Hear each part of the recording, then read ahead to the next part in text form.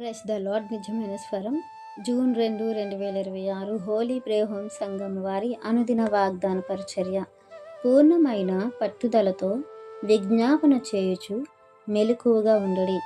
ఎఫెసీయులకు రాసిన పత్రిక 6:20.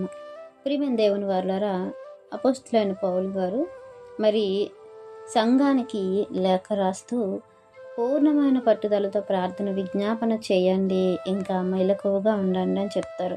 ఇది చూసుకున్నట్లయితే ఎందుకు పూర్ణమైన పట్టుదలతో విజ్ఞాపన చేయమంటున్నారు అని మనం ఆలోచిస్తే, ఆయన అంటున్నారు ఈ 19వ వచనంలో, మరియు నేను దేని నిమిత్తము రాయబారిన సంఖ్యలలో ఉన్నాను, ఆ సువార్త మర్మమును ధైర్యముగా తెలియచేయటకు నేను మాటలాడు నోరు తెరిచినప్పుడు దానిని గూర్చి నేను మాట్లాడవలసినట్టుగా ధైర్యముతో మాట్లాడుటకై వాక్శక్తి నాకు అనుగ్రహింపబడినట్లు నా నిమిత్తము. ఇక్కడ దేవుని యొక్క సువార్త మర్మమును ధైర్యముగా తెలియపరచటానికి ఆయన అప్పటికే సంఖ్యలతో ఉన్నారు, బంధింపబడి ఉన్నారు, అవిధేయుల చేతికి అప్పచెప్పబడి ఉన్నారని మనకు అర్థమవుతుంది.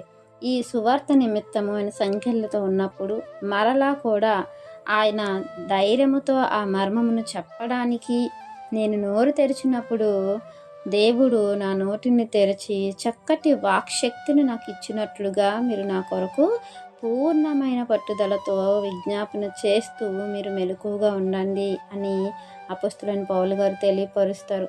ప్రియమైన దేవుని వారులారా, అలాగే 18వ వచనంలో కూడా ఒక మాట అంటారు, ఆత్మ వలన ప్రతి సమయమందును ప్రతి విధమైన ప్రార్థన విజ్ఞాపన చేయుచు అని అంటారు. అది పరిశుద్ధులందరి కొరకు కూడా పూర్ణమైన పట్టుదలతో విజ్ఞాపన చేయండి, మీరు మెలకువగా ఉండండి అని తెలియపరుస్తూ ఉన్నారు. ప్రియమైన దేవుని వారులారా, ఇంకా చూస్తే రోమీయులకు రాసిన పత్రిక 15:30 సహోదరులారా, నేను యూదయలోనున్న అవిధేయుల చేతిలో నుండి తప్పింపబడి యెరూషలేములో చేయవలసి ఉన్న ఈ పరిచర్య పరిశుద్ధులకు ప్రీతికరమగునట్లు ప్రార్థన చేయండి అని కూడా అంటారు.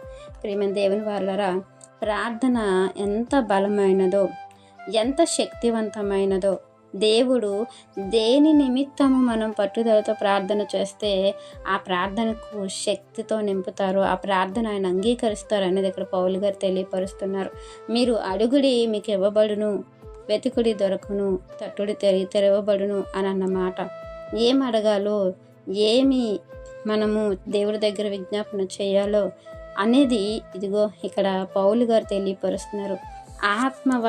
ఆత్మ మనలో ఉన్నప్పుడు, పరిశుద్ధాత్మ శక్తితో మనం ప్రార్థన విజ్ఞాపన చేయనప్పుడు అంతా కూడా పరలోక సంబంధమైనటువంటి ఈవులను కొరకు, ఈ లోక సంబంధమైనవి మనకంటే ముందుగా దేవుడికి తెలుసు, అలాగే అవి ఎప్పుడు మనకు అనుగ్రహించాలో తెలుసు. అయితే పర సంబంధమైన వాటి కొరకు మనం ఎంత ప్రయాసపడాలో, ఎంత వేగిరపడాలో, దాని కొరకు ఎంత కష్టపడాలో అనేది మనము గ్రహించుకోవాలి.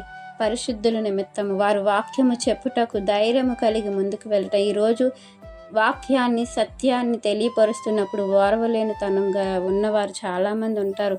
ఆ సత్యవాక్యాన్ని అడ్డగించేవారు చాలామంది ఉంటారు. అలాంటి వారు ఆ సత్యవాక్యాన్ని గ్రహించేటట్లుగా మనం ప్రార్థన చేస్తే సంఘము చేసే ప్రార్థన ఎప్పటికీ కూడా నిరర్థకము కాదు, అది కార్యసిద్ధి కలుగజేస్తుందని నమ్మి ఆ ప్రార్థన విజ్ఞాపనల్లో పట్టుదల కలిగి ఉండాలని వాక్యం మనందరి జీవితంలో దేవుడు ఫలింపచేయాలని ఆశిస్తున్నవారు దైవజనులు బ్రదర్ నెహెమ్యా గారు. God bless you. ఆమెన్.